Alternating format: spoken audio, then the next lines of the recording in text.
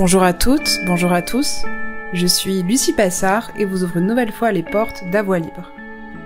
Dans ce 7e épisode, nous partons à la rencontre de Baptiste Mullier. Baptiste, il a mon âge, et des yeux emplis d'émotions et de vécu. L'alcool arrive un jour, subitement dans sa vie. Il avait 15 ans. Très vite, la substance est devenue sa compagne de vie, de nuit, et d'années de déchéance physique et psychologique. Sobre depuis maintenant 8 ans, son combat est essentiel, par le prisme de son histoire jusqu'à la lumière. Baptiste est un lien pour les autres, et a désormais les yeux bien ouverts sur le retard de notre pays, la France, concernant les problématiques addictives. Cette rencontre, bien que fugace, entre deux averses parisiennes, a été marquante pour moi. J'espère que vous aurez plaisir à découvrir sa voix libre. Bonne écoute! Bonjour Baptiste. Salut Lucie. Merci déjà de me recevoir à Paris. Alors, au lieu de débuter l'interview par un ça va très bien et toi, un peu classique, est-ce que tu veux bien nous faire ta petite météo intérieure, et si tu veux, je te la ferai aussi. Voilà, j'ai envie qu'on débute ce podcast en se voyant tel qu'on est tous les deux, l'un en face de l'autre, cet après-midi.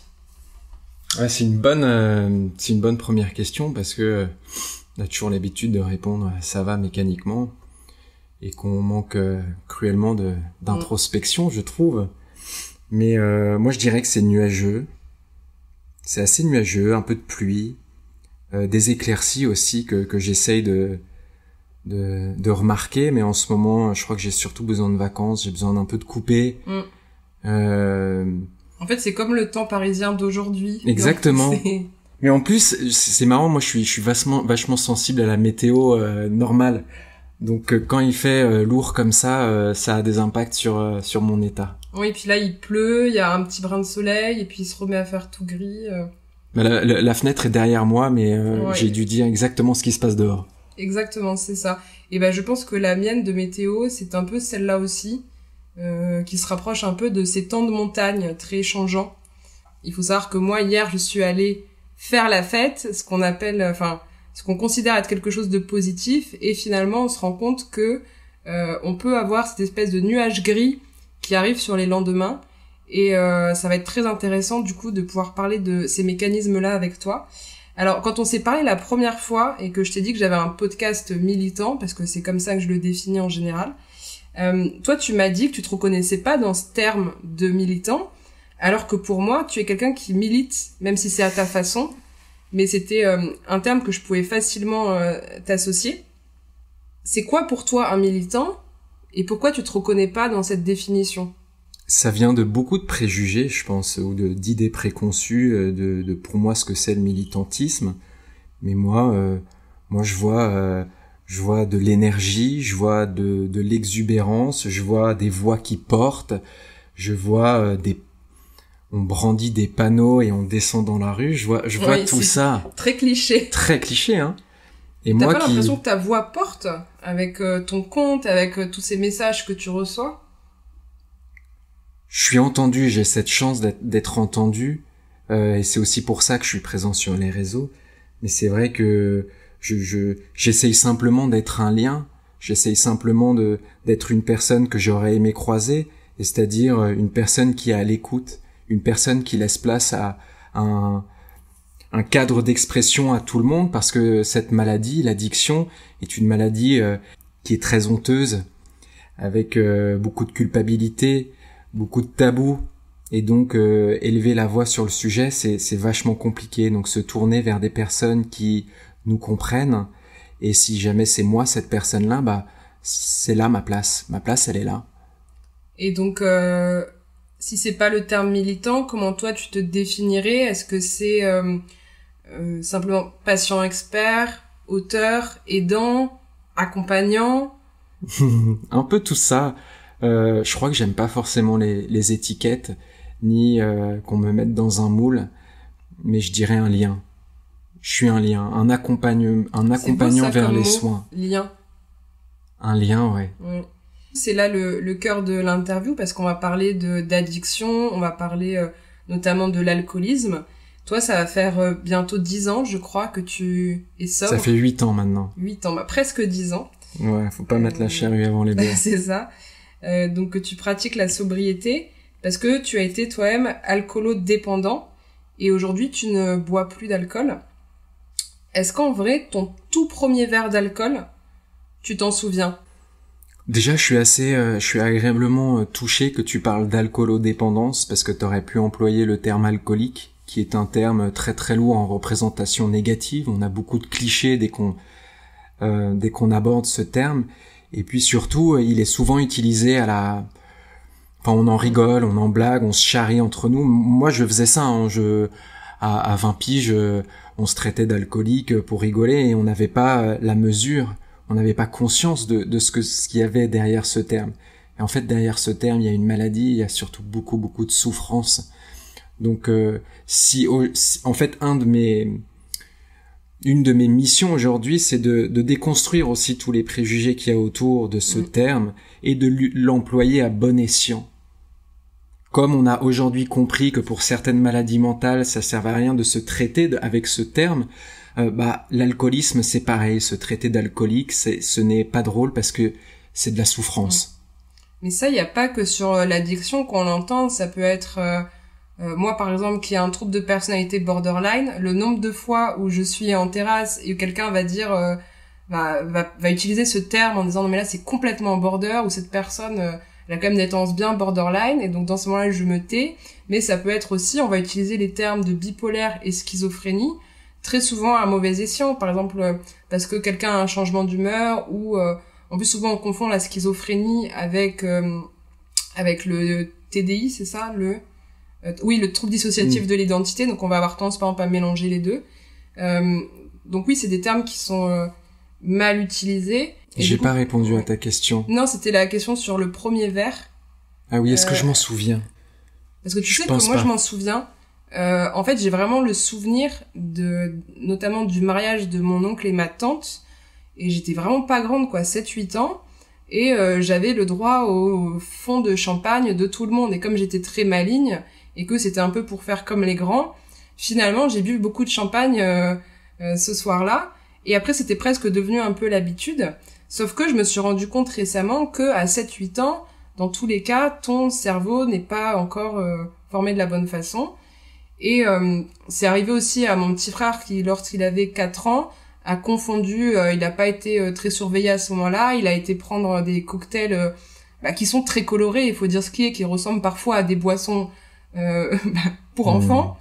Et donc il est allé se vider le bar comme ça, il a fait un coma éthylique à 4 ans, aujourd'hui il ne boit pas, mais voilà, c'est pour ça que ça m'intéressait de savoir si toi t'avais un peu un souvenir de ces premiers verres.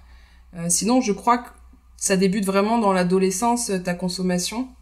Ouais, vers 14-15 ans. Après, j'avais dû boire peut-être des fonds de bière, peut-être que mon papa m'avait fait déguster peut-être une gorgée de son whisky.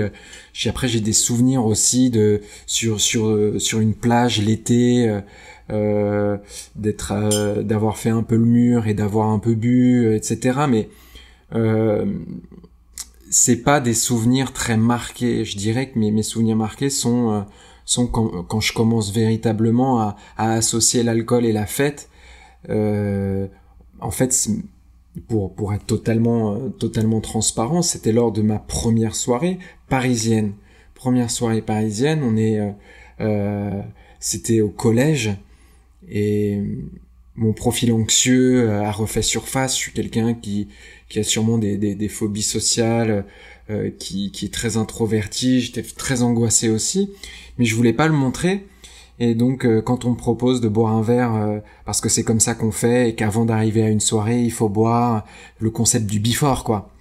Bien, j'ai dit oui, et j'ai passé une bonne soirée après.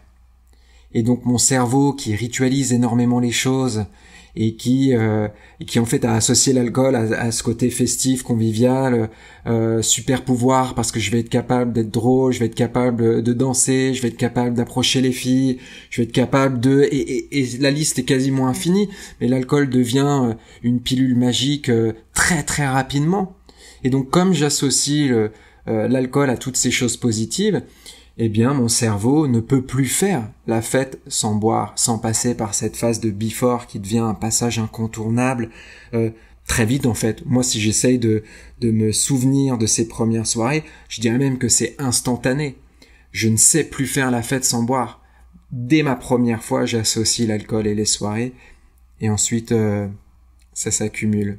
Mais ce qui est intéressant, c'est que tu parles quand même que tu avais des sentiments positifs au départ par rapport à cette consommation. On a souvent cette idée qu'on peut avoir l'alcool joyeux ou l'alcool triste ou l'alcool colérique. Justement, moi, j'ai plutôt eu l'alcool assez dépressif et donc toujours le switch la fin de soirée où tu me retrouvais beaucoup soit à pleurer, soit en train de me battre avec quelqu'un. Du coup, j'ai rarement associé ce positif-là. Toi, ça a toujours été ces sentiments-là où il y a eu justement un moment, une bascule et ça devenait plutôt l'inverse? Au début, c'était très positif. Après, quand je commençais, je ne savais pas m'arrêter, ce qui est très très propre à l'addiction, hein. L'incapacité de contrôler un comportement. Quand je commence, je ne sais pas m'arrêter. Ça, ce sont des troubles de l'addiction. Mais peut-être que je me mentais à moi-même. Aujourd'hui, avec le recul, je vois bien qu'il y avait un mal-être qui était présent. Aujourd'hui, adulte et avec le recul, je peux l'affirmer. Mais quand j'ai 15, 16, 17 ans, rien ne pouvait transpirer de l'extérieur. J'étais un garçon qui souriait. Mais est-ce que derrière ce masque, je souriais aussi? Bah en fait non. Mais ça, j'ai mis des années à le comprendre. Et j'ai utilisé l'alcool comme médicament, comme pilule magique pour fuir un mal-être ou pour anesthésier quelque chose, anesthésier une souffrance.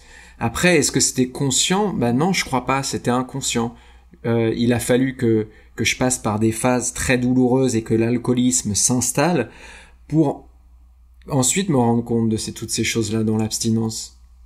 Mais ça prend du temps, c'est d'ailleurs quelque chose qu'on peut dire, et tu seras d'accord avec moi certainement, mais c'est que il y a trop une séparation blanche-noire entre ceux qui savent faire la fête et ceux qui sont alcooliques. On prend deux extrêmes alors qu'il y a une zone grise de personnes qui ont une relation malsaine avec l'alcool ou d'autres drogues, hein. Ici on parle d'alcool, mais c'est pas forcément aussi clair que ça.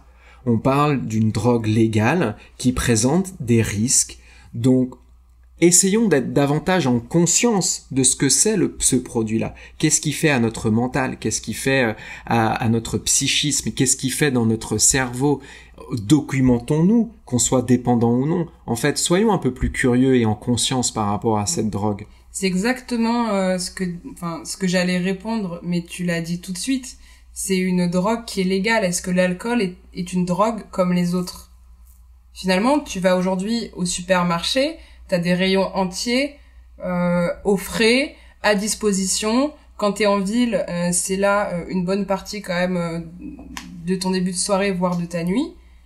Pour moi, l'alcool, aujourd'hui, n'est pas associé par beaucoup de personnes à une drogue. Il y a vraiment une séparation entre l'alcool et la drogue. Alors que finalement, j'ai vu que l'alcool, c'était beaucoup plus dangereux et puissant que, par exemple, le cannabis. Et qu'est-ce que tu peux nous dire sur ça, finalement parce que ce côté légal fait un peu peur parfois. Et donc, t'as justement ce côté où quelqu'un qui ne boit pas, on va pas l'associer spécialement à quelque chose de positif.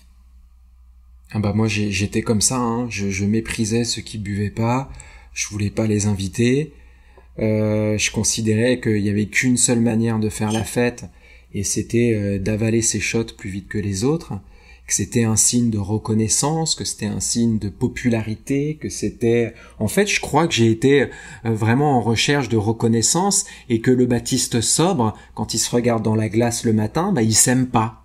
Moi, je pense qu'il y a beaucoup, en tout cas dans mon parcours, il y a énormément de désamour de soi et que l'alcool me permet d'être. J'ai l'impression, hein, c'est vraiment artificiel, mais j'en avais pas conscience encore. Mais je deviens un autre artificiel qui, j'en parlais tout à l'heure, mais avec ses super pouvoirs. Et je pensais avoir de la reconnaissance, je pensais que j'allais être aimé dans ce rôle-là, et je parle en fait souvent du super Baptiste dans mes prises de parole, parce que c'est vrai, j'aime pas le Baptiste sobre, donc j'ai envie d'avoir des super pouvoirs, d'être un super Baptiste, capable de faire plein de choses, mais en fait je m'éloigne de qui je suis. Je suis en train de me nier, je suis en train de m'oublier, et ça crée des tiraillements intérieurs qui favorisent le mal-être. Après, on pourra sûrement parler de l'alcool comme dépresseur. Ça, c'est aussi une réalité qu'il faut dire. L'alcool n'est pas du tout quelque chose qui détend, contrairement aux effets, à ce que l'on pourrait croire. Hein. Mais l'alcool anesthésie, ce qui est différent. Mais il t'augmente ton angoisse et ton stress et ta dépression sur le long terme. Exactement. C'est un dépresseur. C'est quelque chose qui amplifie les angoisses, qui favorise les états dépressiogènes. C'est scientifiquement prouvé. Le truc qui est assez dingue, c'est que le cerveau, quand on boit de l'alcool, est troublé dans tout ce qui est mémoire à long terme ou mémoire à moyen terme. Après, j'ai pas envie de dire de conneries, mais je vais essayer de dire quelque chose qui moi m'avait marqué.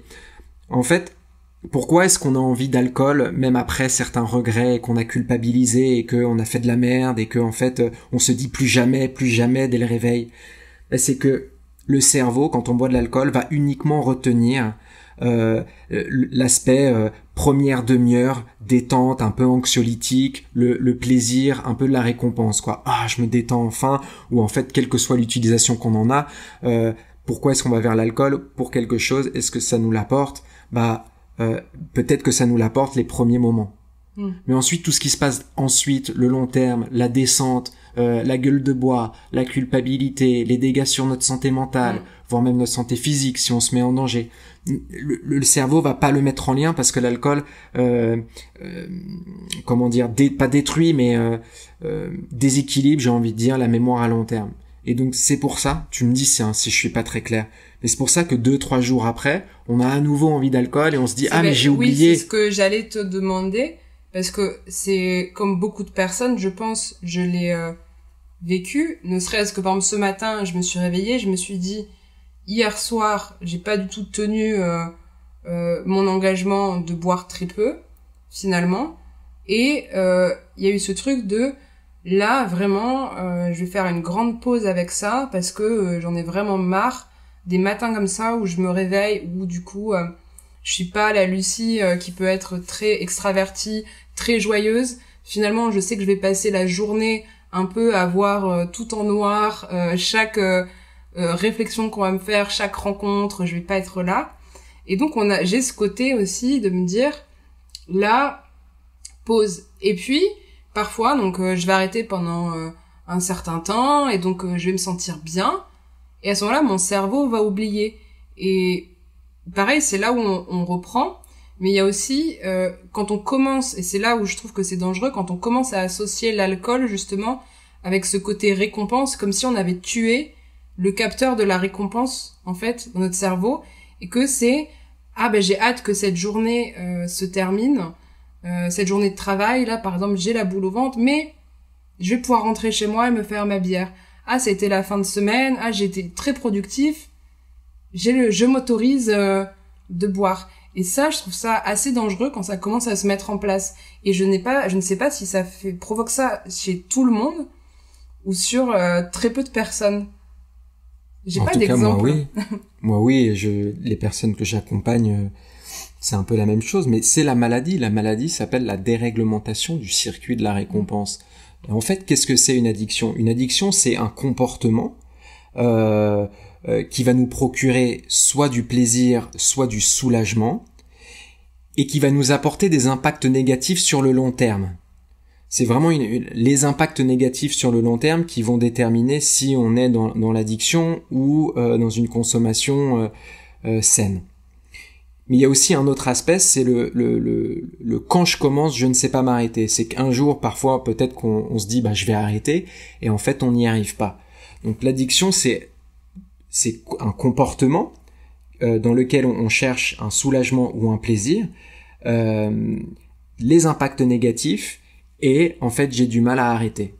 C'est important de parler des impacts négatifs parce qu'ils sont très subjectifs. Et là aussi, c'est une idée préconçue que l'on a et qui moi n'a pas favorisé mes prises de conscience, c'est de toujours comparer les quantités et les fréquences. avec certains clichés que j'avais en tête, comme un sans-abri qui est au coin de la rue, ou comme une personne qui est au PMU toute la journée avec ses pintes. Enfin, on a tous des clichés en tête. Et moi, à 20 piges, je ressemble pas encore à ça. Donc je peux pas me dire ah bah non, j'ai un problème avec l'alcool, ah bah je suis alcoolique, parce que en fait j'ai l'impression de juste faire la fête. Mais il y avait de gros impacts négatifs. J'étais déscolarisé, ma tolérance aux produits était accrue, je me mettais dans des situations dangereuses, mes relations étaient foireuses, ça prenait un temps de plus en plus monstrueux, je pensais alcool, j'achetais alcool, je consommais, je récupérais alcool, et puis plein d'autres impacts négatifs. Donc c'est vraiment une histoire de relation que l'on a avec le produit. Justement, je me demande si on est tous égaux par rapport à ça, dans le sens où moi j'ai des copines, elles vont prendre une coupe de champagne ou deux, et puis naturellement elles vont s'arrêter. Moi je sais que ça a toujours été, je peux pas boire un verre. Et ça pendant longtemps j'ai vraiment essayé de comprendre ça, et en fait c'est comme si au moment où il y a le premier verre, ça y est, il y a un truc qui se déclenche dans ma tête, même si je me suis dit avant que j'en en prendrais qu'un. Alors ça va mieux aujourd'hui par exemple, et j'ai certaines limites que j'essaye de mettre en place, mais ça reste jamais un seul, et je ne sais pas expliquer ça.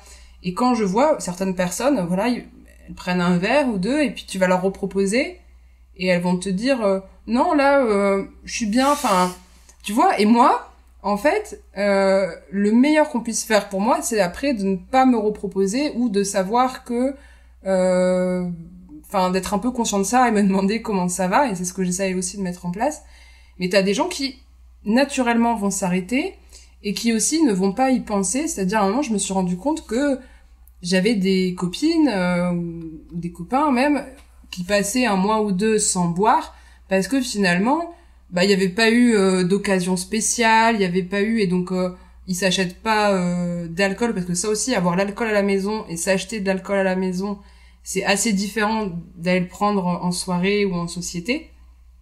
Et donc ces gens-là, c'est pas par exemple qui ne souhaitent pas boire ou justement qui pensent sobriété, c'est que tout simplement ça n'est même pas une préoccupation, une question pour eux. Juste il n'y a pas eu d'occasion, et donc ils peuvent passer toute la semaine sans boire, ça va pas les tracasser.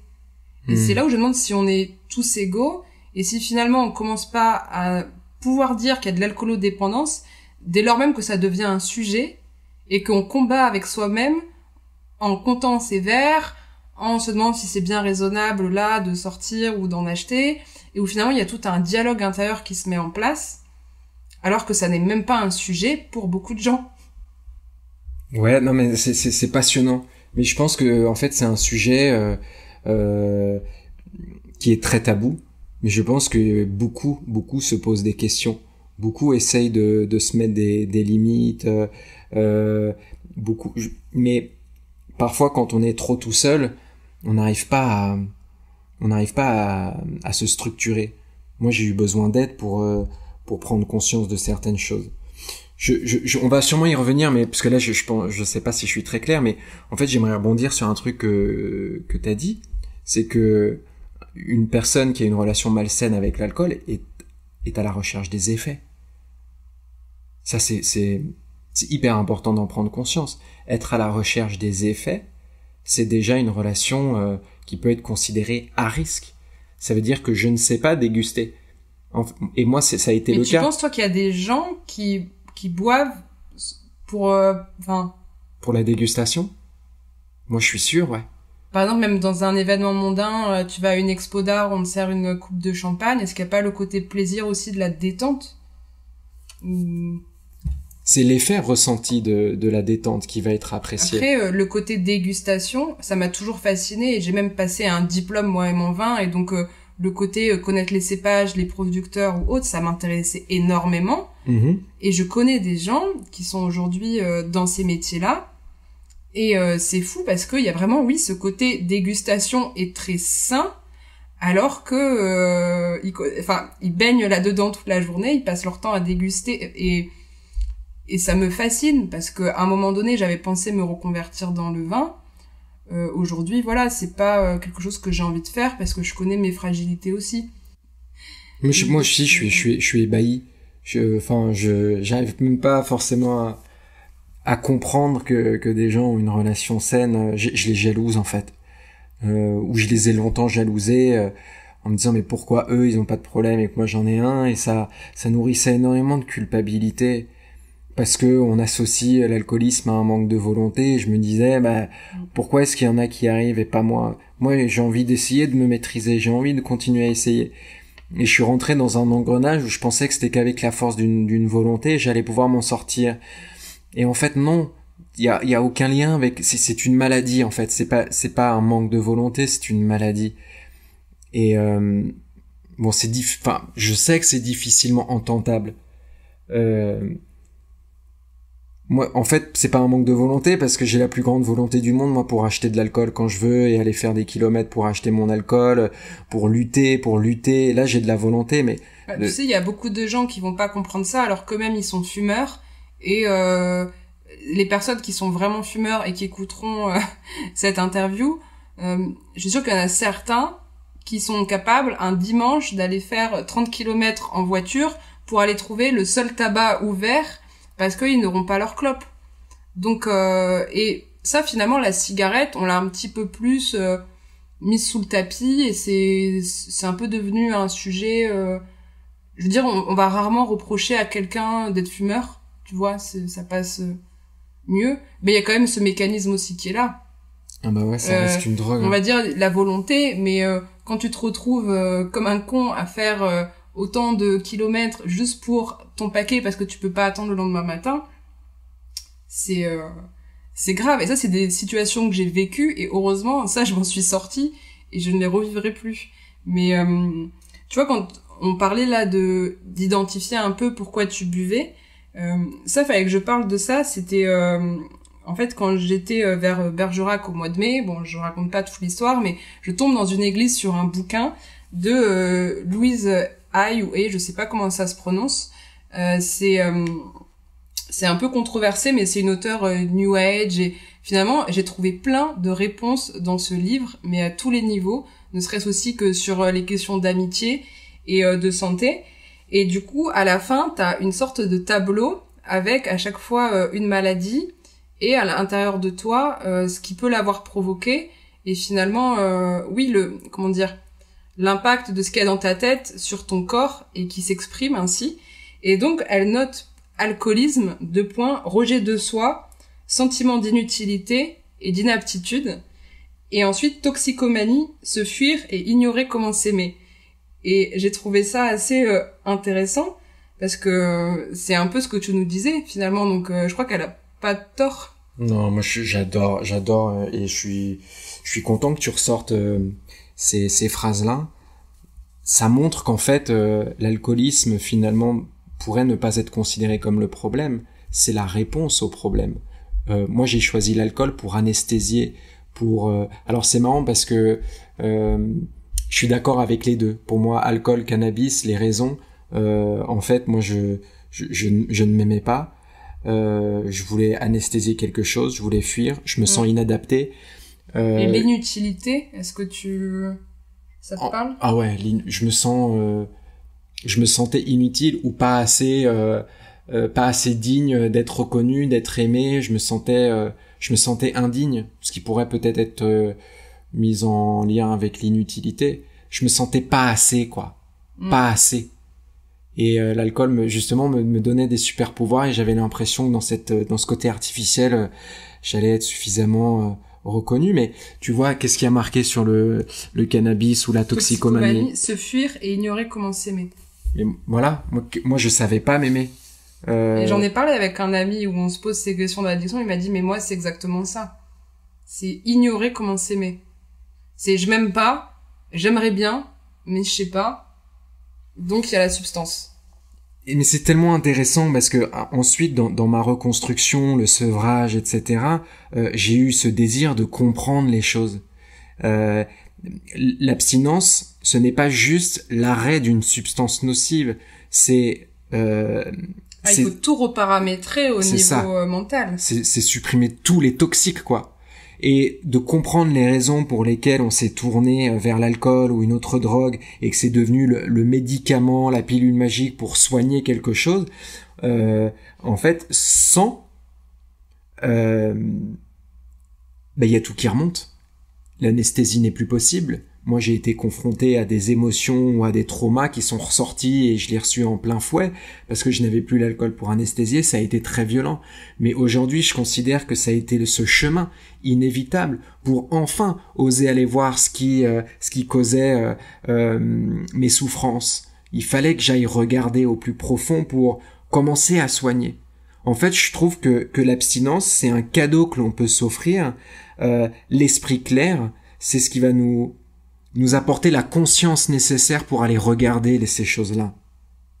Mais il y a eu un déclic alors à un moment, parce que comment tu passes à aujourd'hui avoir écrit un bouquin, donner des conférences, être patient expert, par rapport à ce jeune adolescent festif dont tu parlais, il y a forcément eu un déclic ou un premier pas à un moment, et qui a peut-être pas été réussi du premier coup d'ailleurs. Oui, j'ai eu des déclics et je pense il y a aussi en fait l'entourage attend beaucoup de preuves, de faits concrets, attend le déclic, le avec le majuscule et attend des résultats immédiats. En fait, moi j'en ai eu des dizaines, peut-être même des centaines, des déclics, des prises de conscience qui ne découlaient pas forcément en un arrêt. Et puis aussi, j'ai pas réussi du premier coup. J'ai essayé des périodes d'abstinence qui ont foiré parce que je le faisais pour les mauvaises raisons. Hein. J'essayais surtout de me prouver que j'étais pas alcoolique ou de prouver aux autres que j'étais pas un alcoolodépendant. Voilà, je le faisais pour les mauvaises raisons. Mais un déclic... En fait, non, j'aimerais aussi rebondir sur le côté j'étais un ado festif. En fait, au début, oui, c'était festif. Mais ensuite, c'était la semaine, plus tôt, je finissais plus tard. Ensuite, je buvais pour pallier à des émotions désagréables. Je buvais seul, je buvais en cachette, je mentais. Et donc, ce festif, moi, m'interroge. Parce que pendant des années, je disais, non, mais attends, je suis juste festif, quoi. J'aime la teuf, j'aime sortir. C'était faux. Mais c'était tellement faux, je me mentais à moi-même, qu'il y avait rien de festif dans ma démarche, dans ma relation à l'alcool. Parce que tous les calculs dans ma tête, toutes les manipulations pour aller me procurer de l'alcool, pour la peur du manque, avoir assez dans mon frigo, etc., ça me coupe en fait de l'instant présent. Je suis pas du tout en train de profiter de l'instant, je suis pas dans la fête, je suis que dans le contrôle, je suis que dans la peur du manque. Et ensuite, je bois tellement que je me souviens de rien, je suis toujours en blackout. Donc, dites-moi ce qu'il y a de festif à se souvenir de rien. Dites-moi aussi ce qu'il y a de convivial à se recentrer uniquement dans sa bulle, à stresser du manque, où je suis pas dans le partage. Qu'est-ce qu'il y a de convivial là-dedans? Donc c'est aussi un manque d'honnêteté envers moi-même que d'avoir cru pendant des années que c'était que festif, alors que pas du tout. C'était que une réponse à une souffrance, c'était qu'une anesthésie, je voulais fuir. C'était que ça, je voulais être en anesthésie. Donc mais j'ai mis du temps à prendre conscience de ces choses-là. Mais la réalité est que j'avais une relation très très malsaine à l'alcool. Mais on a parlé, tu vois là, t'as parlé de mensonge. Ça, je pense que c'est le premier point qui peut faire dire que la relation à l'alcool, ça va pas. C'est quand tu te mets à mentir, à cacher, à faire des détours pour aller jeter des bouteilles ailleurs pour pas qu'on sache que ça. Je trouve que c'est une des premières émotions vraiment compliquées à gérer, c'est ce côté mensonge qui vient se greffer à nous, et le côté honte. Tu sais, par exemple, ces textos que tu retrouves, ou ces choses que t'as pu faire, que tu regrettes, et notamment quand, moi étant une femme, tu peux te retrouver dans des situations extrêmement compliquées, parce que il faut dire ce qui est, quand on est alcoolisé, on tombe rarement sur les bons mecs et sur des personnes avec des intentions très bienveillantes. Et finalement, la fois d'après, tu te remets à reboire pour oublier à nouveau ces traumatismes-là. Finalement, moi, j'ai remarqué que ma relation à l'alcool a commencé à se détériorer à partir du moment où on m'a fait un interdit dessus, qui a fait que j'ai dû avoir des stratégies de mensonge par rapport à ma famille. Et il y a eu aussi le côté traumatisme sexuel, et ça s'est déclenché vraiment juste après ça. Et pendant longtemps, j'étais un peu dans une boucle comme ça, et où je reproduisais à l'infini le traumatisme de ce soir-là, et qui se repassait, et toujours dans le même contexte. Et aujourd'hui, grâce à la thérapie, j'en suis sortie. Mais il y a eu ces deux sentiments mêlés, je dirais même trois, mensonge, honte, culpabilité. Et on reprend à chaque fois cette boucle. De grands cercles vicieux qui sont tellement c'est une emprise mais qui est hallucinante.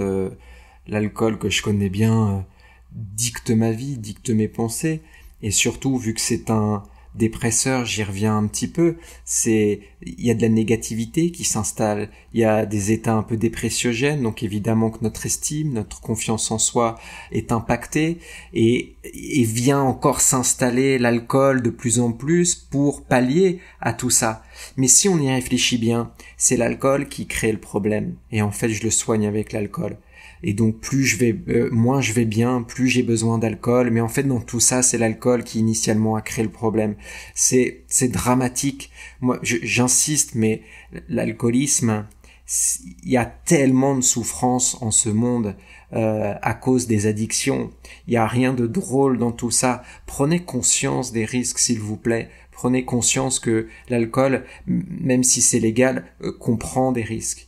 Ce n'est pas parce que il y a beaucoup de choses qui sont normalisées que ce n'est pas sans risque. Donc documentez-vous, prenez conscience, réfléchissez, demandez-vous la simple question qui est pourquoi je bois? Qu'est-ce que je recherche dans l'alcool? Pourquoi je bois? Rien que ça apporterait de la conscience, ça apporterait une meilleure connaissance de soi et de sa relation, etc. Qu'on soit dépendant ou non, cette question est accessible pour tous les buveurs. Pourquoi je bois? Il y a un côté tellement aussi presque cinématographique, moi qui évolue dans les milieux artistiques, finalement non seulement j'ai eu l'impression aussi que ça me permettait beaucoup de créer, mais il y avait ce côté aussi, par exemple, si je pars sur la cigarette, qui est une autre addiction, j'ai commencé à fumer à 17 ans toute seule dans ma chambre parce que je regardais des films où les nanas étaient hyper badass et se fumaient des clopes et machin, et je voulais ressembler à ces femmes-là. Et du coup, c'est là où j'ai commencé à fumer. Et puis au début, ça me faisait des effets un peu sympas. Et puis au moment où les effets se sont estompés, et bah ça y est, j'étais tombée dedans. Et je pense que c'est pareil, on est toujours finalement fumeur à vie. Parce que là, même, je peux passer une semaine sans fumer. Mais je sais que c'est jamais la dernière cigarette finalement. Et qu'à la soirée d'après... ça peut reprendre. Et tu vois, il y a ce côté très... je sais pas si cinématographique, c'est vraiment le mot, mais hier, j'étais au restaurant à Paris, il y avait une affiche sur le mur, et c'était « Voici le geste à apprendre pour sauver les vignerons locaux ». Et donc, on voyait le geste, vraiment, je lève le verre et je le bois. C'est ces perceptions que l'on a, ces associations. Je trouve le métier du vigneron mais sublime en fait. C'est la terre, c'est le produit, il y a de la science là-dedans. C'est hyper noble en fait comme métier. Mais c'est d'avoir conscience que c'est un produit psychotrope quand même qu'on vend, qui altère nos comportements et qui vient dérégler notre système de la récompense pour les personnes. Bien sûr, c'est pour les personnes qui ont une relation ou qui sont vulnérables aux addictions. Mais il y a autre chose, c'est les associations que l'on en a. Je vais prendre un exemple. Aujourd'hui, parfois encore, j'ai envie de boire. Mais c'est par exemple quand je me balade dans une rue et que les terrasses sont ouvertes et que tout le monde est... Ouais, j'ai le même truc. Non mais je vais essayer de décortiquer. Après c'est vraiment juste des raisons propres. Mais moi quand je me balade et que je vois cette pinte qui est ruisselante de fraîcheur, j'ai envie de dire, c'est appétissant, ça va venir me désaltérer. En fait c'est ça que j'idéalise aussi. Alors aussi beaucoup les effets parfois. Mais en fait, quand je vois ce verre, cette pinte qui ruisselle, qui est fraîche, cette mousse, etc., en fait, j'ai juste envie de me désaltérer. J'ai juste envie de boire quelque chose qui va me désaltérer. Je n'ai pas forcément envie d'alcool, mais mon cerveau a tellement associé ce moment-là avec de l'alcool et puis avec plein d'autres choses que mon cerveau va me proposer l'alcool en premier. Mais en fait, ce dont j'ai besoin, c'est d'être désaltéré. Et il y a plein d'autres exemples comme ça, mais si ça vous parle, c'est essayer de faire la distinction. Essayez aussi de faire la distinction entre plaisir et besoin. C'est hyper important, hein. Est-ce que dans cette situation, j'en ai envie ou est-ce que j'en ai besoin? Et à partir du moment où on rentre plutôt dans merde, j'en ai peut-être besoin parce que nanana, ça va faire remonter des angoisses ou chacun ses raisons, hein. Bah là, si on est dans le besoin, bah attention. Et je me demande si à un moment on passe pas aussi une sorte de palier ou de, tu vois?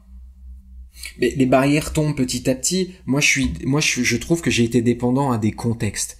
Dès ma première fois, j'ai été dépendant au contexte soirée. Comme je vous l'ai expliqué au début, dès ma première fois, la soirée, et je n'ai plus jamais su faire la fête sans boire. Mais ensuite, c'est devenu dans d'autres contextes. La journée, quand je me sens seul, quand je me sens euphorique, quand je me sens en colère, quand je suis entouré. Je suis devenu dépendant à de plus en plus de contextes, et ça a pris de plus en plus de place. C'est pour ça que c'est important de voir que c'est pas quelque chose qui nous tombe dessus du jour au lendemain. C'est quelque chose qui est très progressif. Et parfois on s'en rend pas compte. Oui, mais il y a le moment après où c'est trop tard, où moi j'ai un proche qui était alcoolique pendant, je pense, une dizaine d'années, que je voyais à chaque fois arrêter, et où finalement l'objectif c'était encore, oui, je veux retrouver une consommation saine, et je savais que le concernant c'était perdu d'avance, comme si le palier était de toute façon terminé, et donc même de reprendre un cocktail au restaurant, voilà, rien que ça aurait fait retomber tout le reste et serait reparti sur le rosé dès le réveil et autres. Même juste de reprendre une seule fois un cocktail. Et ça me fait très peur. Moi, c'est ça, j'appréhende qu'un jour j'en sois à ce stade-là. Mais finalement, tant mieux, parce qu'après, je crois que t'as plus que deux solutions. C'est soit t'arrêtes complètement, soit t'es complètement dedans. Mais ça, il y a beaucoup de gens qui s'en rendent pas compte et qui ont tendance à dire, par exemple à leurs conjoints ou à leurs amis, ah, ce serait bien que tu ralentisses un peu, ou tu vois, tu prends qu'un ou deux verres avec moi ou autre. Mais en fait, une fois que tu as passé certains caps dans l'addiction, ce n'est plus possible. Tu ne pourras plus jamais revenir à une consommation normale. Et je pensais que tout le monde le savait, mais j'ai remarqué que pas du tout en fait. Mais parce que c'est tellement difficile d'admettre. Moi, j'ai mis tellement, ça a été un arrachement pour moi d'admettre que je savais pas me contrôler et que j'allais devoir dire stop. J'avais tellement associé l'alcool à tous ces moments de bien-être forcément idéalisés, hein. Il y avait il y avait plus de bien-être dans mon alcoolisme. Mais je restais dans cette idéalisation. Et donc m'arracher une béquille qui me maintient debout, c'est hyper douloureux. Ça veut dire quoi? Ça veut dire que je vais me priver de soirées, priver de potes, priver de toutes ces fêtes de famille, tous ces moments conviviaux. Je vais devoir, en fait, ma vie va être naze. Ça sert à quoi de vivre sans alcool? Donc oui, c'est douloureux. Moi, je le dis souvent. En fait, entre boire et ne pas boire, c'est choisir entre la mort et la mort. Dans mon cas, dans mon cas de dépendant. Parce que si je continue de boire, oui, à un moment donné, je prends conscience que je vais droit vers la mort. Mais si j'arrête, c'est aussi une mort, parce qu'on me retire la chose qui me fait vivre. C'est pas un choix si facile que ça. Je sais pas si j'ai répondu à ta remarque. Je sais que je voulais dire d'autres choses, mais tout est intéressant et passionnant. Donc c'est un sujet qui me touche particulièrement. Donc y a pas de souci si on suit pas. Non, mais tu parlais de maîtriser ce que j'entends souvent à tort comme consommation raisonnée. Mais dès lors que tu parles de consommation raisonnée, c'est qu'il y a un problème, parce que comme je disais, ces gens-là qui n'ont aucun problème d'alcool, je pense pas qu'ils sont en train de se poser la question d'être dans une consommation raisonnée, qui notent leur verre et tout ça. C'est des gens pour qui ça n'est même pas un sujet. Je suis d'accord. Après, faut peut-être admettre aussi que la société entière est dans un déni par rapport à ce sujet. L'idée, c'est pas du tout d'être anti-alcool. On le voit bien, on en a discuté. Il y en a qui ont une relation très saine, et tant mieux pour eux qu'ils en profitent. Enfin, c'est génial, mais il y a un grand déni sur toute l'association, tout le poids, toute la place de l'alcool dans notre société, et du coup la difficulté à envisager du sang. Mais moi, aujourd'hui, je suis tellement heureux d'être en abstinence totale, d'être à zéro. Je vois bien les bénéfices que ça a. Alors, ça a été très, très difficile. J'ai dû me faire accompagner. Je suis allé aux Alcooliques Anonymes. Je suis allé voir des alcoologues, des addictologues, des psychiatres. Enfin, j'ai fait, puis j'ai testé des médecines alternatives aussi. J'ai essayé de déployer un grand sérail de soins, trouver chaussures à mon pied et de me rapprocher surtout de semblables. Là, je pars peut-être dans une autre thématique, mais c'est tellement important de se rapprocher de personnes qui te comprennent, quelle que soit la pathologie que tu as. Ici, on parle d'alcoolisme, mais moi, je me sentais tellement seul, tellement différent, inadapté, je me sentais comme une merde, indigne. Je suis resté de l'autre côté de la berge et tous les autres ont traversé, je suis tout seul avec ma bouteille. Je me sentais vraiment comme un incapable. Et en fait, c'est que je me comparais à des gens qui n'avaient pas de problème avec l'alcool. Ou alors je portais tellement le poids de la honte et de la culpabilité que j'arrivais pas à en parler. Et c'est alors que je suis allé aux Alcooliques Anonymes. Et là, j'ai découvert un monde où j'ai pu abaisser mes masques, avoir moins honte de verbaliser mes vulnérabilités. Et ça a été un point de départ. Parce qu'il y a énormément d'orgueil dans l'addiction. Le côté je lutte, je ne me regarde pas dans une glace, donc je n'admets pas ma dépendance, je suis plus fort que ça, je vais savoir me contrôler, je n'admets pas mes vulnérabilités. Il y a beaucoup d'orgueil. Et d'oser avouer ses vulnérabilités, c'est lâcher prise, c'est le début du lâcher prise. C'est je pose pied à terre, je baisse mes armes, j'admets que l'alcool est plus fort que moi et qu'à chaque fois que je vais au combat contre l'alcool et que j'essaye de me contrôler, je n'y arrive pas. Je devais l'admettre et c'est parti de mes rencontres aux Alcooliques Anonymes qu'on m'a appris ça, et puis surtout de pouvoir être moi-même. Alors je parle beaucoup, je vais te laisser la place Lucie, mais c'est une histoire de masque que je mettais en société, et que pour tenir ce masque, pour maintenir ce masque, j'avais besoin d'alcool. Mais aux Alcooliques Anonymes, je pouvais retirer son masque et être moi-même. Être moi-même, c'est quoi? C'est d'oser se découvrir, d'oser peut-être s'aimer, aimer ses cicatrices, aimer. Alors, bien sûr, ça prend du temps, il faut être patient, ça demande de la thérapie ou un soin que l'on trouve. Et puis, je pense que chez les hommes, en plus, on a tendance à moins en parler, et finalement c'est quelque chose de beaucoup plus compliqué en plus pour un homme d'assumer sa vulnérabilité. Et ça, j'ai pu le voir justement avec des membres de ma famille qui sont des hommes, et pour qui en fait finalement aller voir un psy, c'est très compliqué, et assumer qu'on a des blessures, des failles, c'est très compliqué. Mais tu vas voir où je veux en venir, c'est que justement là on parle plutôt de la conséquence qu'est l'alcool. Mais en fait, il y a plein de causes à tout ça. Et il y avait un point dans ton histoire qui m'avait beaucoup touchée parce que il est similaire au mien. C'était le rapport à ton père. Parce que j'ai reconnu en fait dans des témoignages que tu as fait dans d'autres médias, le côté où tu sentais cette forme de rigueur et d'excellence, et où toi t'avais l'impression de pas être assez bien. Et j'ai vécu ça longtemps, et j'ai du mal à savoir vraiment pourquoi, parce que je pense que c'était pas vraiment ce qu'il voulait me faire ressentir. Mais le côté où j'avais pas les bonnes notes, j'étais pas assez forte, j'étais pas assez mince, j'étais pas assez jolie, j'étais nulle en sport, surtout en natation, alors que c'était le grand sport, voilà. Et j'étais très bridée, alors que je suis quelqu'un qui se définit entièrement par la liberté, et je voulais être libre. Donc j'allais en opposition complète avec ça. Et il y avait aussi beaucoup de contrôle à ce moment-là, je pense, de peur, donc beaucoup de contrôle de ma consommation, même au début de ma majorité. Et quand tu commences à avoir ce rapport-là, les limites, tu veux toujours les transgresser.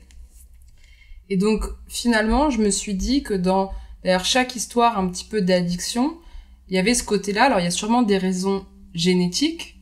Souvent, on les retrouve, même dans les troubles psychiques. Il y a souvent des antécédents. Et il y a aussi beaucoup, après, le rapport, la place qu'on a senti dans notre famille. Et ça, je l'ai compris que très récemment. Il peut y avoir, en fait, je suis convaincu que c'est pas une histoire de gènes. En fait, pour exemple concret, j'ai un frère jumeau qui n'est pas dépendant de l'alcool, alors que nos gènes, c'est 99,9% pareil. En revanche, je crois en certaines vulnérabilités, prédispositions, peut-être des personnalités qui, elles, sont transmissibles. Par exemple, l'angoisse, par exemple, l'hypersensibilité, et d'autres. Mais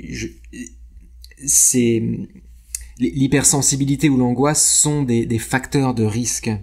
Pour moi, c'est pas le gène, mais c'est ce sont ce type de profil-là qui nous rend plus ou moins sensibles que d'autres.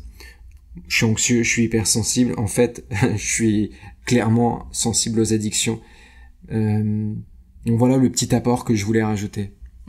Mais l'anxiété, t'as eu l'impression que ça t'a été transmis?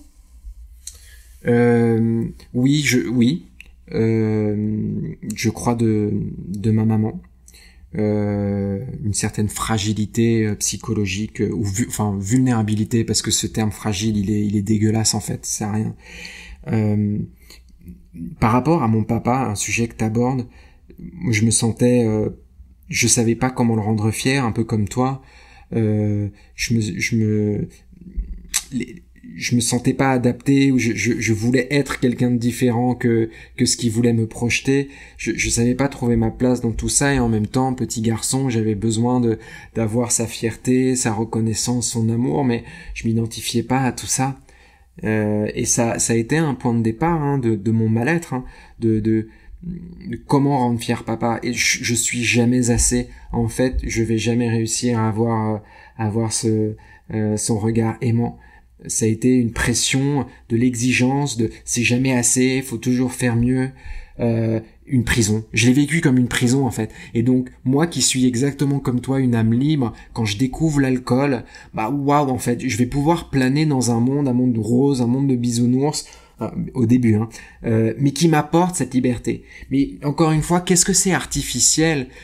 Tout est fake. En fait, je pense régler tous ces problèmes dans l'alcool, mais au final, c'est fake et ça rajoute au problème. Ça vient nourrir tout ça.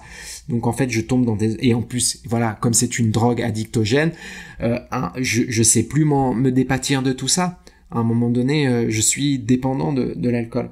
Donc là, c'est dur d'arrêter. Je sais pas si j'étais clair non plus, mais... Si. Okay. Mais ça va me permettre aussi d'enchaîner sur le sujet suivant, qui est une question que je me suis posée, où en fait, aujourd'hui, tu donnes des conférences et aussi tu fais de la prévention dans les écoles. Tu as écrit ce livre aussi sur ton parcours par rapport à l'alcool. Tu informes les gens sur Instagram, ou tu vois, en venant... témoigner dans des médias comme le mien. C'est devenu presque ton activité, ton métier. Est-ce que c'est pas trop difficile qu'aujourd'hui, même encore, finalement, ton métier soit lié à l'alcool? Comme si finalement, je sais pas si tu connais le poème autobiographique, j'en parle à tout le monde de ce poème, c'est Autobiographie en 5 actes. Et c'est l'histoire de quelqu'un qui un jour tombe dans un trou, les yeux grands ouverts, il met du temps à s'en sortir, puis après il tombe dedans, alors qu'il sait qu'il doit plus tomber dedans, mais il s'en sort toujours de plus en plus vite. Et après, il y a le côté je contourne le trou, et le dernier acte, c'est je marche dans une autre rue. Est-ce que finalement, de rester quand même en lien avec l'alcool, c'est pas trop difficile? Parce qu'en fait, finalement, c'est encore un sujet pour toi. Mmh. Et c'est une phrase que je reçois souvent, genre quand est-ce que tu tournes la page? Enfin, c'est pas du tout ce que t'as dit, c'est pas du tout, je sais, mais souvent on me dit mais c'est pas comme ça que tu vas tourner la page, etc. Mais je vais vous raconter pourquoi.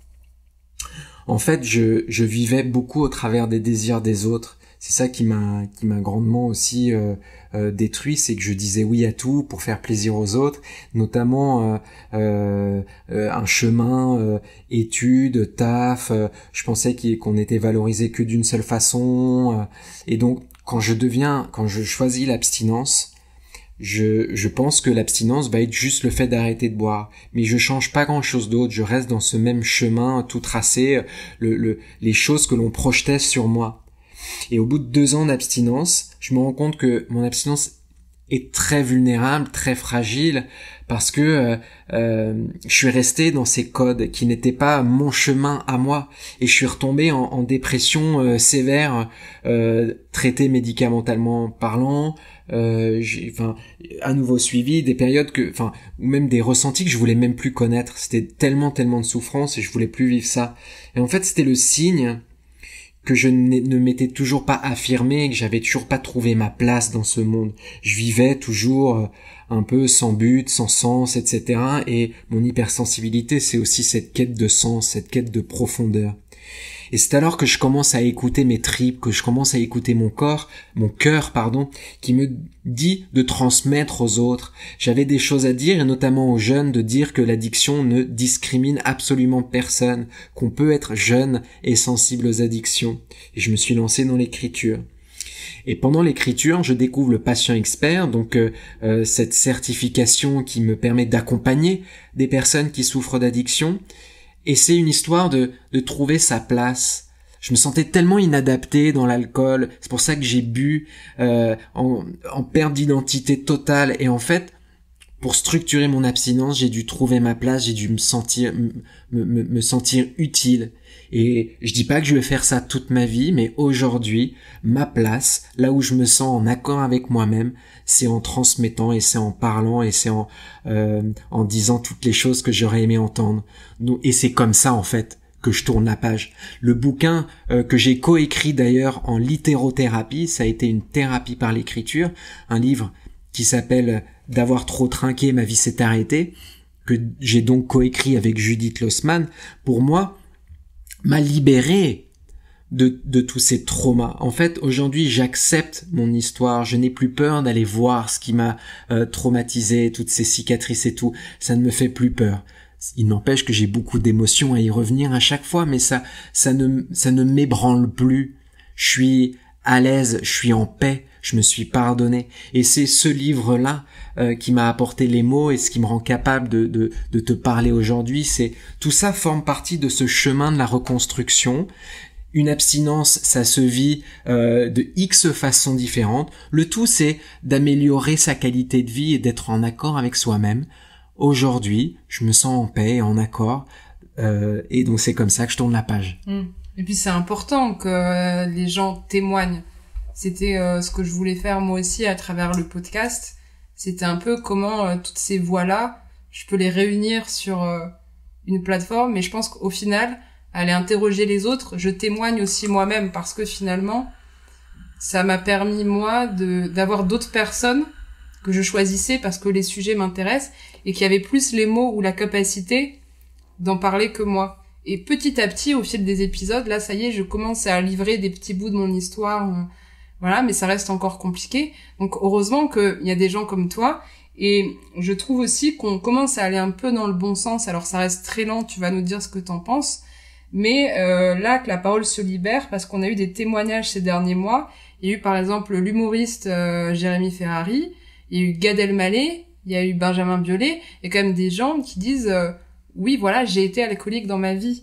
Et ça, c'est précieux, en fait, ces voix qui se libèrent. Donc, merci pour ça aussi. Moi, je voulais dire merci à toi d'y mettre aussi un peu de ton histoire dans cet épisode. C'est pas facile. Non, et je trouve ça très courageux.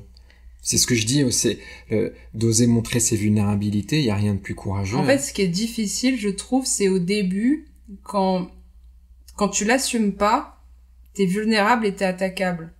Aujourd'hui, je sais que je suis inattaquable. Mais évidemment, tu auras toujours cette part d'appréhension de te dire, par exemple, là, il y a un boulot qui t'intéresse, c'est pas évident de te dire que la personne peut aller voir ce que tu fais et tombe sur ton podcast où tu parles de troubles de personnalité borderline, d'addiction, de ces sujets-là. Ça peut effrayer. Donc, il y a toujours quand même un peu cette appréhension-là où je me dis souvent, si un jour... c'est marrant parce que j'ai réécouté l'épisode 4 que j'ai fait avec Abigail, où je lui dis à un moment, si demain je me remets en couple avec quelqu'un, jamais de la vie, je lui dis que je suis borderline parce que je suis attaquable.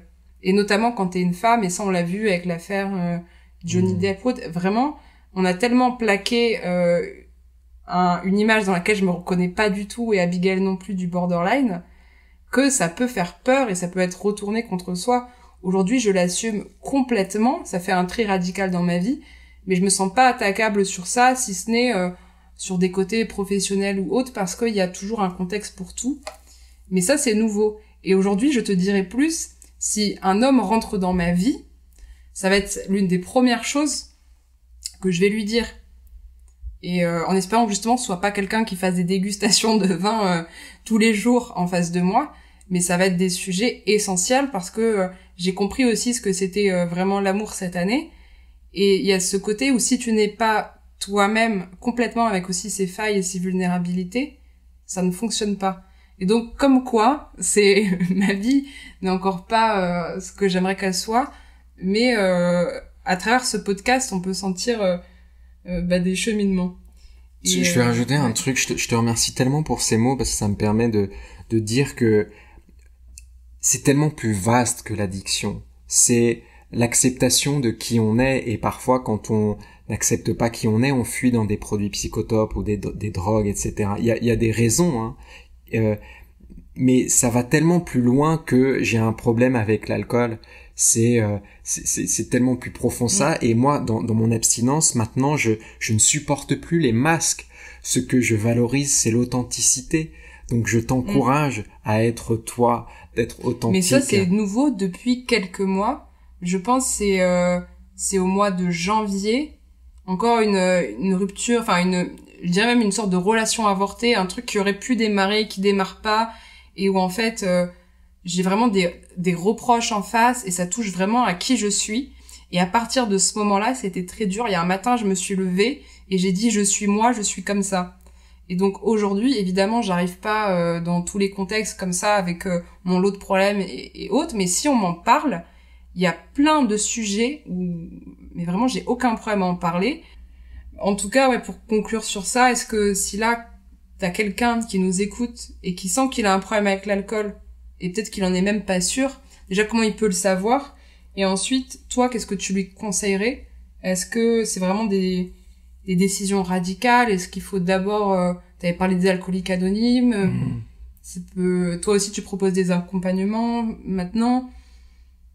Mais déjà, comment on peut vraiment s'en rendre compte et qu'est-ce que tu conseilles? La question de pourquoi tu bois, c'est déjà une très bonne base. C'est déjà une meilleure conscience sur le sujet. Après, en fait, c'est évidemment qu'il y a de la honte, il y a de la peur, et on a le droit de pas faire ce cheminement seul. Donc, osons demander de l'aide. Moi, de l'aide, j'en demande encore. J'ai conscience qu'il n'y a pas de ligne d'arrivée et que c'est un renouvellement. J'ai besoin de piqûres de rappel, j'ai besoin de me recentrer, de me re-questionner, de faire des mises à jour de moi-même pour ne pas oublier, en fait, d'où je viens. Et donc ça, c'est important. Donc, demander de l'aide. Si on est jeune, il y a des structures qui aident à se renseigner sur ce que c'est. Je pense qu'il y a des lectures aussi. Par exemple, L'alcool expliqué de William Porter, pour moi, ça a été un bon livre. Les CJC, en fait, les consommations jeunes consommateurs, te permettent quand t'es jeune, de réfléchir aussi à la nature de ta relation à l'alcool. Ces questions et ces réponses, on a le droit de le faire accompagner. Je trouve ça tellement important. Et juste un dernier truc, parce que je voulais le dire, c'est que j'ai pas tout de suite eu le courage de le dire à tout le monde que j'avais arrêté, que j'étais indépendant, etc. Mais ça s'est fait progressivement dans des cadres. Au début, j'arrive à être moi-même et ne pas masquer mes vulnérabilités aux alcooliques anonymes, au contact de semblables, de personnes qui vont me comprendre, qui vont pas me juger, qui vont m'accueillir, en fait, tel que je suis. Et ensuite, je vais pouvoir peut-être être moi-même auprès d'un ami en particulier, ou auprès de ma maman, petit à petit, ensuite mes frères, ensuite un public plus large. Et aujourd'hui, maintenant, tout le monde est au courant parce que c'est public, mais on n'est pas obligé de rendre ça public. C'est mon chemin, mais c'est une histoire d'étapes, de faire confiance au processus, d'accepter de l'aide et de se faire accompagner sur ces sujets qui peuvent mener jusqu'à la mort. L'addiction, ça tue. Donc mais c'est hyper dur de rendre ça public. tu vois, parce qu'en fait, ça fait peser aussi sur toi le côté où si demain tu venais à reboire avec, tu vois, tout ce que t'as livré, ou même juste tu vois, on parlait de la liberté, si t'avais ce côté, oui, imaginons là, en fait, j'ai envie de me reprendre un cocktail et puis c'est ma vie, je suis libre, et t'aurais tout de suite beaucoup de pression et beaucoup de gens qui te tomberaient dessus, et je pense que c'est ce qui fait très peur, c'est que finalement aussi, enfin en tout cas moi, ma thérapeute me dit il y a une part de votre cerveau qui reste accrochée à un truc, et mais parce que je pense que je suis pas encore allée au bout du chemin, tu vois, mais elle m'a souvent dit ça, elle m'a dit il y a cette espèce de liberté, donc vous fermez pas de porte, machin, parce que vous avez besoin d'avoir toujours toutes les portes ouvertes. Et ça, je comprends, et je me suis posé la question longtemps, est-ce que ça entravait ma liberté? En fait, au début, oui, mon abstinence, je le vis comme une privation, je le vis comme une absence, comme un déchirement. Mais en fait, ce cadre, c'est ce qui me permet d'exprimer toute ma liberté. C'est dans ce cadre, dans ce non face à l'alcool, que j'arrive à exprimer toute ma liberté. Ça, j'ai mis longtemps à le comprendre, mais c'est d'une justesse. Et puis il y a aussi de comprendre pourquoi est-ce que on a peur de se dire plus jamais. Et bon, ça c'est à toi de creuser, mais moi déjà de toute façon je ne me promets pas plus jamais. C'est vraiment une histoire de renouveler un espace-temps où je me fais confiance. Alors aujourd'hui ça peut être semaine par semaine, mois par mois. Mais tu vois, Noël, là, à Noël, je m'en fous, je me pose pas la question, est-ce que je vais boire à Noël? C'est trop loin, je veux pas me promettre ce plus jamais, c'est trop lourd à porter. Mais si, ne pas se promettre, plus d'alcool, et que c'est pour des raisons de, mais, pourquoi pas? En fait, si c'est pour laisser la porte ouverte à l'alcool, c'est peut-être la voix alcoolisée dans sa tête qui nous manipule et qui essaye par tout prix, à tout prix de nous faire réintégrer l'alcool dans la vie, alors qu'on sait très bien que ça devient très néfaste. Donc, bon, là, je donne des pistes, mais c'est surtout comprendre les raisons du pourquoi on a peur. Et parfois, ça peut révéler de choses très intéressantes. Et je trouve que justement, il faut arriver à en parler, mais que c'est difficile. Moi, j'ai un ami, je le connaissais à peine, je veux dire, ça faisait peut-être un quart d'heure à ce moment-là qu'on se connaissait, où il m'a ramené en voiture, et où tout simplement, je lui ai demandé un petit peu...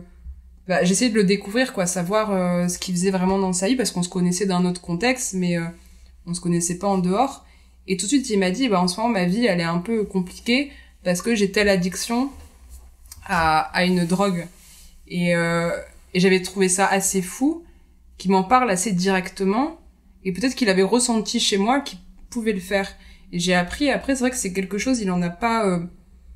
il en parle très peu aux autres, j'ai l'impression, ou alors ses amis lui disent que il faudrait qu'il n'en parle pas, et que, pareil, il pourra jamais retrouver une relation avec quelqu'un s'il en parle, alors qu'au contraire, moi, je trouve que c'est ce qui a renforcé notre amitié, ce qui l'a rendu solide. Et après, c'est pas évident, et ça va me permettre d'enchaîner sur comment on fait quand on est un proche, parce que...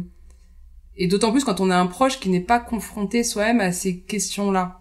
Parce que là, par exemple, moi, je connais un peu le sujet, ou je peux comprendre ce qu'il ressent. Je pense que pour certains de ses amis ou de ses proches, ça doit être un peu lunaire. Et du coup, j'ai vécu, c'était assez particulier cette année, de vivre les deux phases. Tu vois, le côté où tu sais ce que c'est, toi, d'être confronté à ça, mais tu vois aussi ce que c'est d'être aidant et d'être un proche. Et là, j'ai remarqué à quel point c'était difficile, mais c'est difficile. Et ça a été un bon éclaircissement aussi quand même de comprendre pourquoi j'avais souvent été déçue, moi, par mes proches, ou que je m'étais sentie abandonnée. Parce qu'en fait, c'est tellement dur, et soit en tant que proche, on est tellement plus faible aussi que la substance. Et ça, je sais pas si t'as des conseils pour les proches. Et je sais que j'avais entendu dans une de tes interviews que t'avais des copains avant, quand t'as commencé à arrêter, qui venaient faire la soirée avec toi, et puis à chaque fois ils se relayaient pour qu'il y en ait un qui ne boive pas. Et ça, je trouve ça super, parce que j'ai essayé moi d'aborder le sujet avec un proche ce matin, bon c'était pas le bon moment, mais de dire j'en suis pas là au stade où je veux arrêter, mais je veux pas commencer à boire des quantités ou à boire à la maison ou d'autres choses, et il le sait. Et ça, c'est pas ce qu'il a respecté, il a pas fait spécialement attention hier. Et j'ai du mal à lui expliquer que non, si on va au restaurant, c'est compliqué pour moi si tu prends une bière en face de moi. Pour l'instant, en tout cas. Parce que moi, là, je n'en ai pas envie et que ça va me remettre dans quelque chose de difficile. Et ça, il l'a vraiment pas compris. Il m'a dit, mais toi, tu te prends une limonade, moi, je prends une bière. Et c'était très compliqué. Donc, sur la question des proches, quels conseils tu peux donner? Et ça va m'être utile aussi à moi. Enfin, c'est vraiment intéressant, tu vois, quand tu te retrouves des deux côtés, c'est très particulier. Déjà, quand on est un proche, quand on souffre avec, il faut... En fait, j'ai compris que c'était une maladie familiale. Dite familiale parce que s'il y a une personne qui consomme, en moyenne, ça détruit 5-6 autres personnes à côté. Et donc, aux membres de l'entourage qui écoutent, c'est hyper important que vous preniez conscience que ça laisse des traces aussi chez vous, ça laisse des cicatrices, ça crée de la souffrance aussi chez vous. Donc, tellement important de vous aussi, vous trouver un cadre thérapeutique, d'aller chercher des soins, de poser vos limites. Parce qu'il n'y a pas que la personne qui consomme qui a besoin d'aide, il y a aussi vous. Alors je sais que par exemple ma maman était allée au Al-Anon, qui est un groupe de parole pour l'entourage, mais il y a aussi des formes thérapeutiques. Enfin bref, si je parle des groupes de parole, c'est que c'est tellement important de se sentir compris, cette lueur que l'on retrouve dans le regard, ou cet espoir d'un possible, qui est possible, c'est tellement important de l'avoir, plutôt que de brasser un peu de la solitude, enfin de se réclure sur soi-même, c'est tout aussi destructeur que la maladie, la solitude. Donc osez aussi demander de l'aide pour vous. Et ensuite, pour répondre à ta question aussi, c'est vrai que j'ai une chance inouïe de voir certains amis accepter l'idée de se relayer, de ne pas boire, etc. Au moins le temps d'un début. Ensuite, bien sûr que je ne leur impose pas ça et que c'est à moi de savoir dire non.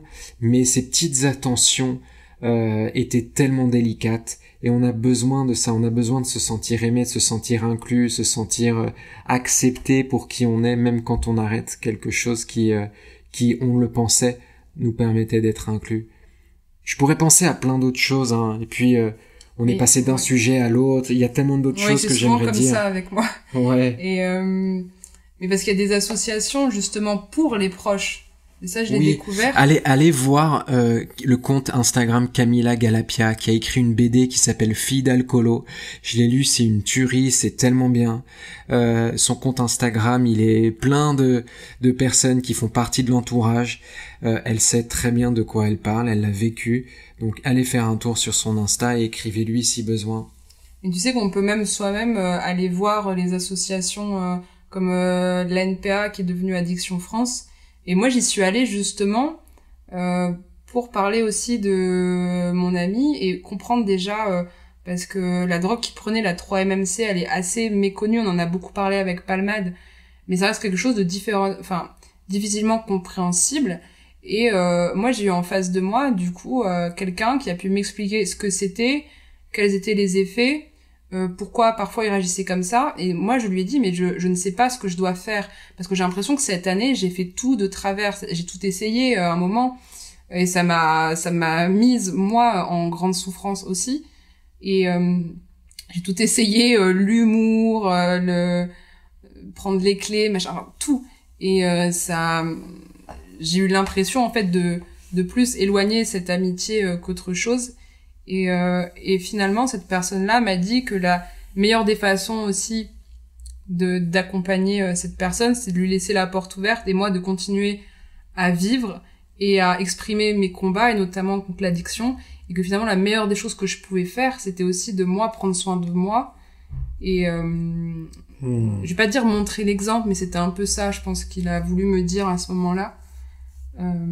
Mais ça me fait penser qu'une addictologue qui s'appelle Micheline Clodon définit l'addiction comme une maladie du lien et qui se soigne par le lien. Et donc, soyez juste un lien. En fait, l'entourage n'a pas à porter comme un sauveur. En fait, non. C'est un lien et d'accompagner vers les soins. Alors oui, ça demande à savoir quelles sont nos limites, mais nos limites, on peut les travailler en thérapie. Et comme tu dis si bien, en fait, c'est que d'être une présence qui, quand ça va pas, la porte est ouverte. C'est déjà tellement important de nourrir ce lien, parce que si le lien est rompu, c'est l'addiction qui prend la place. Mais ce que j'ai trouvé difficile, c'était de l'entendre me dire, enfin en fait, qu'il ne veuille pas, enfin presque qu'il s'était résigné. Et donc je lui avais dit, mais viens avec moi à ce rendez-vous à Addiction France. Il était pas venu. Il m'a dit, moi l'addictologue, je n'en peux plus parce que finalement, en fait, on dit toujours la même chose, ça n'avance pas, je me sens pas accompagnée. Les thérapies, c'est pas remboursé. Et comme du coup, il peut pas se les financer, il y va pas. Et donc j'ai plus trouvé que c'était ce côté-là vraiment difficile d'être un peu là en disant, il y a des solutions. Il y a des assos, il y a des numéros, et je me sentais vraiment bête, quoi, avec mes post-it, avec mes messages il y a ça, et je trouve ça encore plus difficile, justement, c'est ce que j'ai appris, c'est que un proche, on pourra pas remplacer vraiment un système médical. Mais quand ton proche rejette ce système parce qu'il pense que c'est pas fait pour lui et que il trouve pas les réponses, ou alors qu'il va y arriver tout seul à un moment, c'est hyper difficile, et c'est plus venu de là, ma souffrance. Maintenant, je sais que, j'ai quand même beaucoup d'espoir que ça marche, et par ce podcast aussi, c'est peut-être ma contribution. J'espère que cette personne-là l'écoutera, et j'espère aussi que mes copains qui ont du mal à comprendre que non, c'est pas évident pour moi de venir passer une semaine chez toi et de te voir boire tous les jours, c'est dur, ou d'autres questions, que ça va un petit peu les éveiller aussi, et plus largement, des gens qui arrivent sur ce podcast, je ne sais pas comment, ça m'intéresserait de le savoir, ou qui peut-être étaient là justement pour d'autres questions militantes, plus liées à l'écologie ou à d'autres questions. Mais finalement, en général, on se rend compte que c'est assez proche, parce que dans ces milieux militants, il y a beaucoup d'hypersensibilité, donc il y a aussi beaucoup d'addictions, de troubles psychiques, plus qu'on ne croit, donc voilà. En tout cas, je te remercie de m'avoir ouvert la porte aujourd'hui. Je sais pas si tu as des choses à rajouter, si tu veux nous parler de ton livre, de là où on peut te retrouver. Et juste avant ça aussi, donner le compte Instagram. Tu sais que tu as partagé cette semaine Invictus Avril. Voilà, c'est ça. Invictus Avril, ancienne, dépendante à l'alcool, en période de sevrage. Ces textes sont sublimes. C'est magnifique. Je me reconnais beaucoup, et tu sais, dans le côté essayer, et en fait, elle assume à chaque fois les moments où ça fonctionne pas, et reculer, et recommencer. Très belle âme. Le conte est magnifique. Ouais, je suis très admiratif de son parcours, même s'il y a énormément de souffrance et d'écart, en fait. C'est incroyable, son parcours. Très admiratif. Donc Invictus Avril. Moi, c'est Mulier Baptiste sur Insta. Mon livre s'appelle D'avoir trop trinqué, ma vie s'est arrêtée, en auto-édition, donc disponible seulement sur le site internet dédié. J'ai fait un TEDx aussi, si vous voulez aller voir sur YouTube. Et je sors un peu de tout ça, mais parce que qui je suis et comment me retrouver, c'est peut-être intéressant, mais j'aimerais dire qu'il faut faire confiance aux graines semées. Tout ce que tu fais pour ton ami, tout ce que tu fais, ce sont des graines semées. Il faut avoir confiance en ce processus, les graines germeront. Et pour exemple, en fait, il y a des gens qui me contactent et qui font les morts ensuite pendant un an et demi, et qui ensuite refont surface, et ils sont là parce que ma porte a été ouverte. Ils savent qu'à un moment donné, s'ils veulent, ils peuvent me joindre. Et ça fait partie de ce chemin, et qui est dur, pas linéaire, mais il y a aussi énormément d'espoir, et je suis obligé en fait d'avoir de l'espoir, parce que j'avais envie de mourir, je voulais même plus exister en ce monde, et aujourd'hui je me remercie d'avoir choisi la vie. Cet espoir, il est là, c'est possible de s'en sortir, je vous promets, c'est possible de vivre heureux sans produit, c'est hyper apaisant. Mais Tu vois, c'est parfaite conclusion et ça m'a fait penser au fait que moi, ça fait 3 ans que je voulais faire cet échange avec toi. Même quand le podcast était juste à l'idée de projet. Et donc finalement, tu sais, c'est un peu comme le truc que t'as imaginé et voulu pendant longtemps, et quand tu vis le moment, sur le coup, c'est comme quand tu idéalises un concert ou un voyage, et au moment quand tu le vis, tu te rends pas compte vraiment.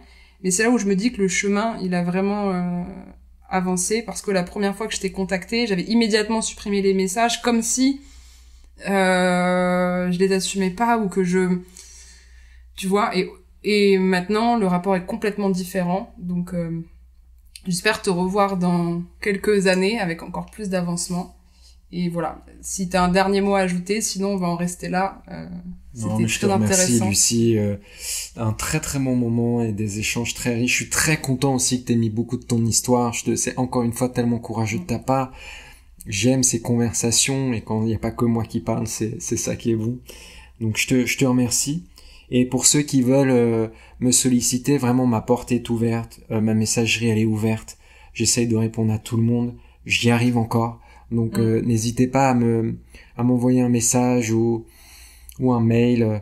Vous trouverez tout ça sur internet, donc oui, n'hésitez pas. Et dans la newsletter que je partagerai, est-ce que juste t'as quelque chose qu'on peut te souhaiter là, ou un rêve, une envie, ou un futur que t'imagines? Il y a des beaux projets artistiques qui sont en cours. Ça reste des secrets, mais j'espère qu'ils vont voir le jour en fin 2023-2024. Donc si on peut me souhaiter qu'ils arrivent au bout. Toujours par l'art, et l'art est une des grandes thérapies. Je te remercie, Baptiste, et puis à très bientôt peut-être. À bientôt, Lucie, merci. Cet épisode aux côtés de Baptiste Mullier est désormais terminé. J'espère qu'il vous aura plu, et que ce soit le cas ou non, je serai très touchée d'avoir vos retours. Pour ne rien vous cacher, je traverse depuis plusieurs mois un stress post-traumatique, après avoir mis ma vie entre parenthèses pendant 1 an pour me consacrer à mes engagements. La pureté militante, le burn-out militant, l'anxiété face à un monde à 2 vitesses, les pressions que l'on peut recevoir, même avec un média aussi modeste que le mien, sont des réalités. Je nous vois nous diviser, et pour ne rien vous cacher, cela commence à me faire peur. Malgré tout, j'écris en ce moment, et je pense qu'il faudra se nourrir sans doute de ces vécus pour avancer. Je vous souhaite un bel été, et remercie bien entendu Alexandre Berthelin aux platines de montage de cet épisode, ainsi qu'Ali, notre dessinateur, et Florent, notre compositeur. À très bientôt sur les ondes, et d'ici là, n'oubliez pas, engagez-vous.